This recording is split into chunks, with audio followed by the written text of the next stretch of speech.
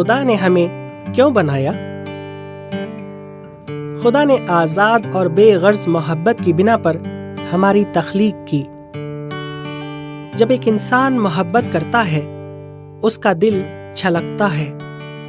وہ اپنی خوشی دوسروں کے ساتھ بانٹنے کی خواہش رکھتا ہے۔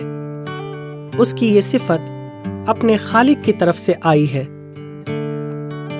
اگرچہ خدا ایک پراسرار ہستی ہے، پھر بھی ہم انسانی طور پر اس کے بارے میں سوچ سکتے ہیں اور یہ کہہ سکتے ہیں کہ اپنی محبت کے ایک حصے کی بنا پر اس نے ہماری تخلیق کی۔